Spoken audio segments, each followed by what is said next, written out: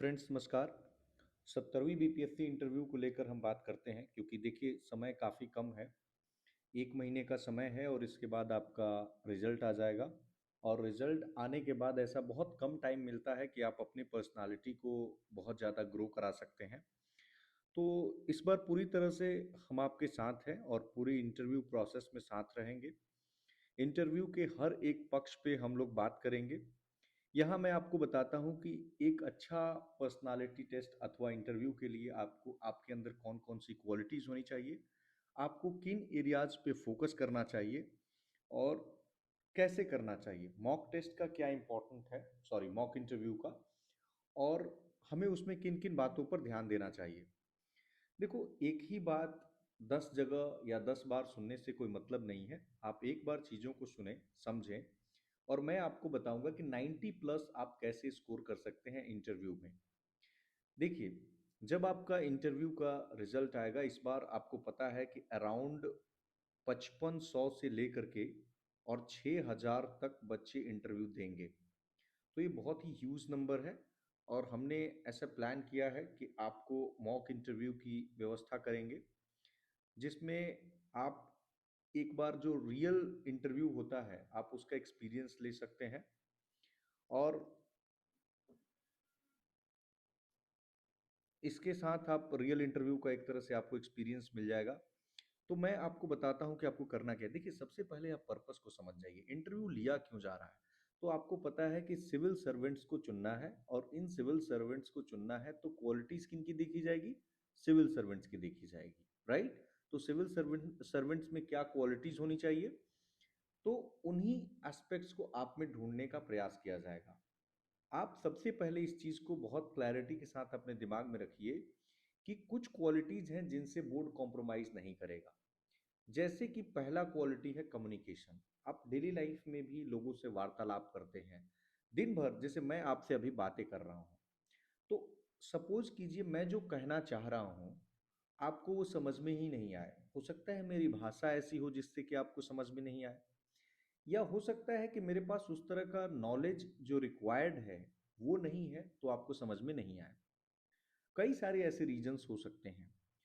तो जो मैं कहना चाह रहा हूं और जो आप सुनना चाह रहे हैं, अगर इन दोनों के बीच किसी भी तरह का बाधा है, कोई रुकावट है, तो आपको अच्छे मार्क्स नहीं मिलेंगे। अच्छे मार्क्स मिलने का एक बेहतर ये तरीका है कि हम जो कहना चाह रहे हैं आप भी वही समझ रहे हैं, तो आपको अच्छा मार्क्स मिलेगा। नाउ इसके लिए आपको प्रैक्टिस करना पड़ेगा। प्रैक्टिस कैसे ये आपका कॉन्शियस एफर्ट होगा। ऐसा नहीं होगा कि आप एक दिन में इसको हासिल कर लेंगे, ये बहुत लंबा प्रोसेस है। आप रोज अपनी पर्सनालिटी को बिल्ड करते हैं। बोर्ड आपसे दो चीज चाहेगा, कई बार ये दोनों अपोजिट भी लगेगा। एक तरफ आपसे चाहेगा कि आपके अंदर विश्वास हो, कॉन्फिडेंस हो, या सेल्फ कॉन्फिडेंस, आत्मविश्वास हो। सपोज कीजिए कोई ऐसा व्यक्ति जिसके अंदर विश्वास की कमी है, तो वो कोई भी निर्णय जब लेगा, डिसीजन मेकिंग जो प्रोसेस होगी, तो उसमें बहुत परेशानी हो जाएगी। आज वो डिसीजन लिया, कल वो डिसीजन चेंज कर देगा।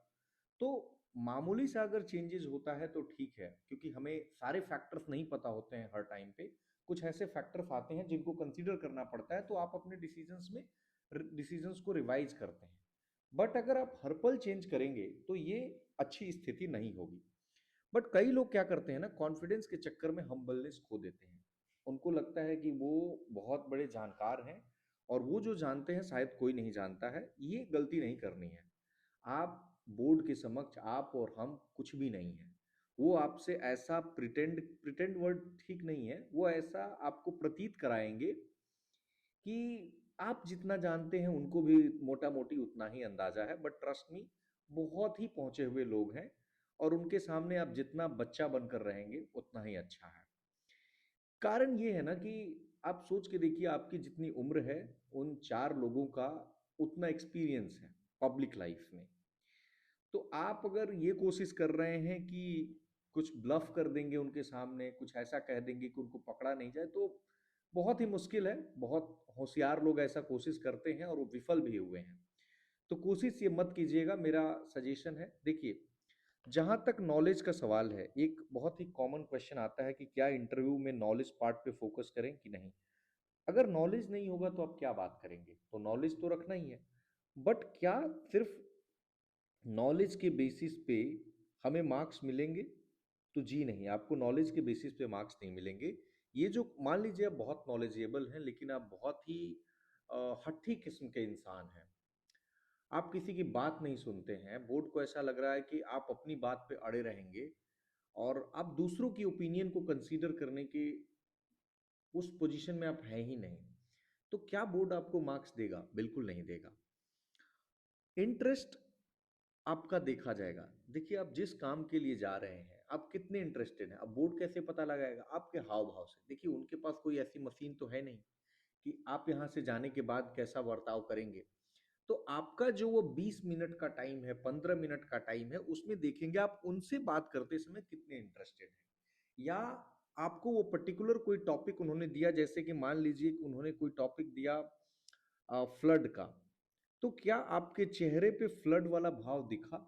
और वो आप दिखाने का प्रयास करेंगे तो नहीं होगा। अचानक से फ्लड से वो किसी हैप्पी मोमेंट पे चले जाएंगे, हैप्पी मोमेंट से ड्रॉट पे चले जाएंगे, या कोई ऐसे डिजास्टर होगी जिस पे चले जाएंगे, और वो तुरंत आपको भाप जाएंगे कि आपका जो फेशियल एक्सप्रेशन है, कई बार कहा जाता है कि 70% आपका हाव भाव ही बता देता है कि आपका पर्सनालिटी कैसा है। जैसे कि आपको फ्लड वर्ड सुनाई दिया, तो आपके चेहरे को भांपने की कोशिश करेंगे कि आपके चेहरे पे क्या आया। क्या आप इससे थोड़े से सैड हुए? क्या आपको थोड़ी सी चिंता हुई? या क्या आप उसी तरह नॉर्मल रह गए? या क्या आप हंस रहे हैं तो हंसते ही रह गए?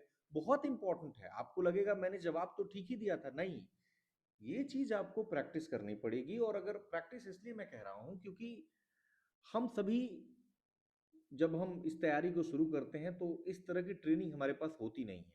पर इस तैयारी के दौरान ही हमें इस तरह की ट्रेनिंग धीरे धीरे इनकलकेट करना होगा। ठीक है? तो आप कोशिश कीजिए कि एक जागरूक नागरिक बने।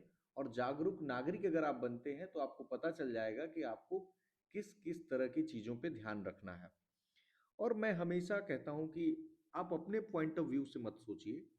आप ये सोचिए कि जो बोर्ड है वो आपसे क्या अपेक्षाएं रखता है, उसकी साइकी क्या है, वो किस प्रकार सोचता है।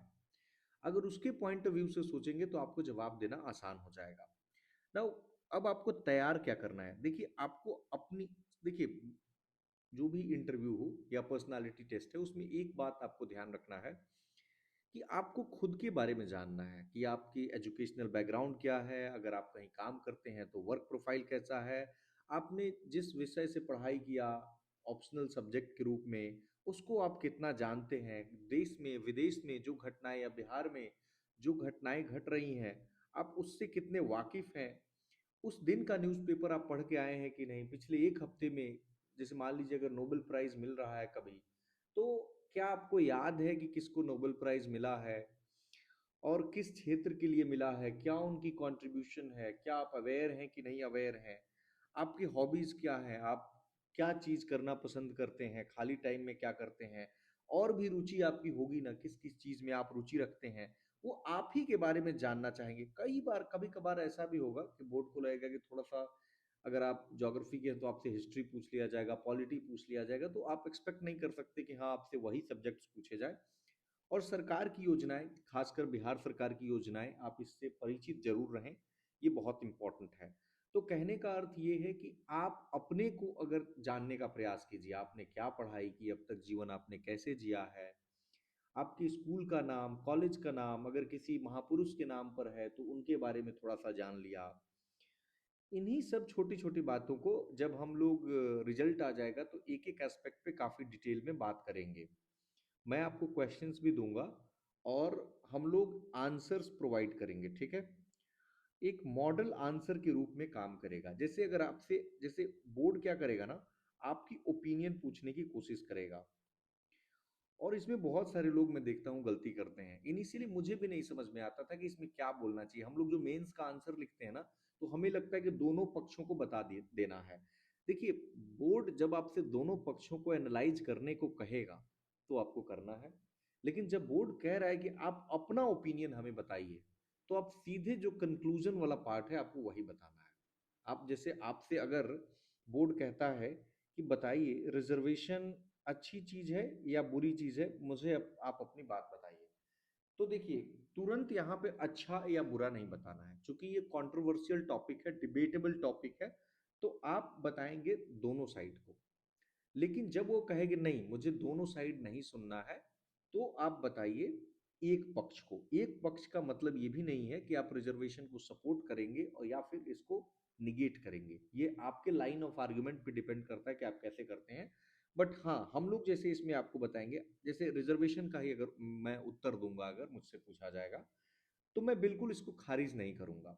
मैं इसको ऐसे बताऊंगा कि सर या मैम जो भी होंगे, कि कोई भी समाज जो होता है उसमें कुछ समुदाय या कुछ वर्ग ऐसे होते हैं जो पीछे रह जाते हैं, चाहे उनका हिस्टोरिकल कारण हो या अन्य कारण हो। तो अगर समाज में इक्विटी लाना या सोशल जस्टिस लाना, ये चीजें खासकर इंडिया जैसे कंट्री के लिए, जहाँ पे वेलफेयर स्टेट का कॉन्सेप्ट है, बहुत जरूरी है। तो जो वर्ग पीछे रह गया हो, चाहे वो कास्ट के आधार पे हो, क्लास के आधार पर हो, रिलीजन पे हो, किसी भी आधार पर हो, डिसेबिलिटी के आधार पे हो, दिव्यांग अगर कोई है, तो अगर किसी भी आधार पर कोई पीछे रह गया है तो मेन स्ट्रीम में लाना उसको जरूरी है। तो वहां हमें रिजर्वेशन देने की जरूरत पड़ेगी। तो मैंने क्या किया, मैंने बताया कि सपोर्ट कर दिया। नाउ लेकिन अगर आंसर डिपेंड करता है कि वो आपको कितना टाइम देने के मूड में है, ये आपको गेज करना होगा वहाँ। अगर आपको लगता है कि वो आपको ज़्यादा टाइम देने के मूड में है, तो ये भी कहिए साथ में कि सर लेकिन मुझे लगता है कि इसका पॉलिटिसाइजेशन नहीं किया जाना चाहिए, और टाइम टू टाइम इसकी इस पे स्टडी होना चाहिए, और ये देखा जाना चाहिए कि किन वर्गों को फायदा पहुंचा है, और जिन वर्गों को फायदा पहुंचा है तो अब किस तरह से किस वर्ग को इंक्लूड किया जाए और किस वर्ग को एक्सक्लूड किया जाए, ताकि हम बेटर टारगेटिंग कर सकें। मतलब कि आपने दोनों पक्षों को एक ही आंसर में इंक्लूड कर दिया। इसी तरह मान लीजिए आपसे यूनिफॉर्म सिविल कोड पे वो आपका ओपिनियन जानने का कोशिश करेंगे कि भाई आप क्या सोचते हैं। तो आप यहाँ पे ये नहीं बोल सकते हैं कि सर सुप्रीम कोर्ट ने तो कहा था कि कॉन्स्टिट्यूशनल मैंडेट है तो इसको लाना चाहिए। अगर आपको यही बात बोलनी है, आप फिर भी आप अपनी तरफ से बोलेंगे, क्योंकि जिम्मेवारी आपकी होगी। ये नहीं बोल सकते कि सर सुप्रीम कोर्ट ने कहा था तो ऑनरेबल सुप्रीम कोर्ट ने, तो फिर एक वर्ड ऑनरेबल ये जरूर आप लगा दीजिएगा। जितनी भी इंस्टीट्यूशन से भले हम लोग ऐसे बातचीत में ना लगाते हो, बट वहाँ पे जितनी भी ऐसे अ, मतलब ऑनरेबल सुप्रीम कोर्ट, इस तरह से ऑनरेबल हाई कोर्ट, ये लगा दीजिएगा। वो थोड़ा सा एक रिस्पेक्ट दिखता है। कई बार हमें आदत नहीं होती है, बोल देते हैं ऐसे, बट वो लगाना है। या किसी भी अगर पोस्ट पे कोई व्यक्ति हैं या अपने से सीनियर आपको लगता है, तो उनके नाम में श्री, श्रीमती या मिस्टर, मिसेस, इस तरह से आप लगाइएगा। जैसे किन्हीं का भी नाम लेना है, जैसे प्राइम मिनिस्टर नरेंद्र मोदी का नाम लेना है, तो आप श्री नरेंद्र मोदी इस तरह से यूज करेंगे, या श्री नीतीश कुमार। ये बहुत ही माइनर चीजें हैं, बट आपको नहीं पता एक एक नंबर यहाँ से आप चुरा सकते हैं, राइट। तो ये है मॉक इंटरव्यू आपको पटना में we will try to conduct. Mirror practice is very important. बहुत सारे लोग इसको इग्नोर करते हैं, बट आई थिंक कि अगर आप कंसिस्टेंटली मिरर के सामने बैठते हैं, इनिशियली आपको बहुत हेजिटेशन होगा, you will hesitate a lot, क्योंकि ऐसा लगेगा कि क्या ही बात कर रहे हैं अपनी आंखों में आंखें डालकर। जब मैं करता था मुझे तो बहुत ही हेजिटेशन होता रहा है, और in fact even today if you से कि आपको मिरर के सामने प्रैक्टिस करनी है, तो थोड़ा सा वो शर्मिंदगी वाली भाव आती है कि खुद को ही देख के खुद में बोलते रहना। मैंने अपने रूम में मिरर लगवाया था बाकायदा, और बड़ा वाला, और कुर्सी पे मैं बैठता था, और कुर्सी के सामने बैठ के हाथ में क्वेश्चंस ले लेता था, या सामने कुर्सी पे क्वेश्चंस ले लेता था, और उन क्वेश्चंस को बोलता था कि ओके। और एक तरफ से मैं मान के चलता था कि पैनल मेरे सामने बैठा हुआ है और मैं उसकी प्रैक्टिस करता था। ऐसे कि जैसे कि उन्होंने कहा कि okay tell mister, tell me something about uniform civil code, what is your opinion on this, या what do you think about it. तो इसके बारे में अपना लाइन ऑफ आर्गुमेंट रखता था। या कुछ भी ऐसा क्वेश्चन है कि what do you think why Bihar is not, I mean Bihar has not grown so much despite natural resources, या फिर टैलेंट हमारे पास इतना है, still Bihar is lagging behind. तो इस तरह से अगर क्वेश्चंस मैं अपने आप खुद के सामने रखता था, और फिर मतलब इन्हीं क्वेश्चंस का जवाब देने का प्रयास करता था। एक और तरीका है कि you should talk to your friends. आप अपने फ्रेंड्स से बात कीजिए, जो भी हैं, क्योंकि देखिए आपके फ्रेंड्स क्या है, वो सेम पेज पे होते हैं। और सेम पेज पे जब होंगे, लाइक माइंडेड अगर लोग हैं, तो आप उनसे बात कीजिए, आपको डेफ़िनेटली हेल्प मिलेगा। क्योंकि अगर आप मान लीजिए कहीं तैयारी कर रहे हैं, तो केवल अपने गाँव वालों से बात करेंगे या अपने आस-पड़ोस के लोगों से, तो उन लोगों का उस फ़ील्ड से कोई लेना-देना है नहीं, मोस्टली। तो बेहतर ये है कि जो सर्कल है आपका, बहुत बड़ा सर्कल मत रखिएगा। 4-5 लोगों का अगर सर्कल है, 3 लोग भी हैं तो काफ़ी है। आप उनसे बात कीजिए, उनसे सवाल पूछिए कि बिहार का विकास कैसे हो सकता है? किस सेक्टर में हम बिहार को आगे ले जा सकते हैं? फूड प्रोसेसिंग सेक्टर का क्या स्कोप है यहाँ पे? ऑर्गेनिक फार्मिंग हो रहा है, तो उसमें क्या चैलेंजेज़ आ रही हैं? बिहार क्यों अन्य राज्यों के मुकाबले पीछे रह जा रहा है? लिटरेसी में हम क्या कर सकते हैं? एक नीति आयोग की जो जितनी भी रैंकिंग्स आती हैं, तो हम उसमें कैसे बिहार को इम्प्रूव कर सकते हैं? इन सारी चीज़ों पे बात कीजिए। ड्रेस कोड बहुत लोगों को क्यों डिलीट हो जा रहा है? ओके, ड्रेस कोड बहुत लोगों को परेशान करता है। तो देखिए, अगर आप मेल हैं, तो मैं कहूँगा आप शर्ट, पैंट, बेल्ट, जूता आप ये पहने और एक टाई लगाएँ और आप कोट पहन सकते हैं, बिल्कुल जेंटलमैन की तरह आपको जाना है। जितना सज-संवर सकते हैं, उतना सजिए-संवरिए, कोई टेंशन की बात नहीं है। बहुत सारे लोग हेजिटेट करते हैं कि मेरा एलिटिस्ट जो है बैकग्राउंड दिखेगा, मेरा कमज़ोर बैकग्राउंड दिखाना है। इन सब से बाहर निकलिए। आप अगर शर्ट पैंट भी पहन के जाते हैं, वो आपकी पोशाक के लिए वहाँ नहीं बैठे हैं। ट्रस्ट मी, ये सारी चीज़ें मैंने भी बहुत रिसर्च किया इस पे। बहुत अंत में मुझे ये लगता है कि आपको बहुत ज़्यादा उनको मतलब है नहीं आपसे। जैसे मैं इंटरव्यू देने गया था, तो इस बार तो मेरे से ड्रेस कोड पे एक सवाल पूछा गया। मैंने मतलब मुझे मन था, हर बार मैं जो कोट पहन के जाता था, तो नॉर्मल जो वी वाला शेप वाला कोट होता है, वो पहन के जाता था। बट इस बार मुझे लगा कि बंद गला पहन के जाना चाहिए, बट नॉर्मली बंद गला इस ओकेजन के लिए ठीक रहता नहीं है। तो आई विल नॉट प्रेफर कि आप उसको पहन के जाओ। और शायद बोर्ड को भी ऐसा लगा कि अब मुझे नहीं पता कि पहन के जाना चाहिए कि नहीं पहनना जाना चाहिए, बट बोर्ड को भी ऐसा लगा कि बंद गला, अब मुझे नहीं पता कि पहन के आना चाहिए कि नहीं। उन्होंने सवाल पूछ दिया था कि बाकी जितने भी मतलब इंटरव्यू देने वाले लोग हैं, तो वो बंद गला उसमें से किसी ने नहीं पहना था। आपने बंद गला जो है कोट पहना हुआ है, तो इसके पीछे खास वजह क्या है? तो मुझे जो आंसर बन पड़ा था, फनी सा हो गया हालांकि, बट वो मैं दिया था कि सर मैंने बहुत सारे जो मतलब डिग्निटरीज हैं उनको मैंने देखा है कि जितने भी फॉर्मल ओकेजन्स होते हैं, जैसे G7 समिट होता है, तो उसपे प्राइम मिनिस्टर को भी देखा था, तो बंद गला कोट पहन के जाते हैं। इस तरह से बहुत कुछ अट्रैक्टिव तो आंसर नहीं है, बट मुस्कुराते हुए मैंने दे दिया था इस आंसर को, तो ठीक है। मतलब मुझे लगा कि पर्सनली कि बंद गला नहीं पहन के जाना चाहिए। वहाँ पे आप नॉर्मल जो सब लोग पहन के जा रहे हैं, आप उसी को पहन के जाइए, कुछ अलग दिखने की ज़रूरत नहीं है। This is my suggestion to you. बाकी आप पहन के भी जाएँगे तो कोई दिक्कत नहीं है। फिर भी मार्क्स मिले मुझे और बहुत अच्छे मार्क्स मिले। तो मैं कहूँगा कि उससे उनको फ़र्क नहीं पड़ता है कि आप बंद गला पहन के जा रहे हैं या बिना अ, मतलब बिना कोट के जा रहे हैं, उससे फ़र्क नहीं पड़ता है। फीमेल के लिए आप साड़ी पहनिए, बहुत ही प्रेफ़रेबल है। और बहुत ही फॉर्मल लगता है और अपने बिहार में कल्चर भी है, तो आप साड़ी प्रेफ़र कर सकते हैं। अन्यथा जो भी अगर आपको फॉर्मल ड्रेस लगता है, उसको भी आप पहन सकते हैं कंफर्टेबल। अगर साड़ी में बहुत ज़्यादा अगर दिक्कत हो रही है, तो आप साड़ी को मतलब साइड कर सकते हैं। अन्यथा अगर थोड़ी परेशानी भी है, तो आप पहनिए, थोड़ी देर की तो बात होती है और जैसे ही आप मॉक वगैरह में प्रैक्टिस करेंगे, तो आदत हो जाएगी। कुल मिला के बात ये है कि आपको खुद को जानना है और अपनी कम्युनिकेशन को ऐसा रखना है कि बोर्ड आपको आपकी बातें समझने में उसको परेशानी ना हो। वो वही समझे जो आप समझाना चाहते हैं। अवेयर सिटीजन के रूप में आपको रखना है। अखबार पढ़ते रहिए, अपने ऑप्शनल को रिवाइज कर लीजिए, ग्रेजुएशन के सब्जेक्ट को रिवाइज कर लीजिए और एक क्लियर थॉट रखिए। सबसे इंपॉर्टेंट जो मुझे लगता है पूरी इस प्रोसेस में, वो है क्लैरिटी ऑफ थॉट या क्लियर थॉट। देखिए, अगर इसमें कंफ्यूजन है तो वो समझ जाएंगे।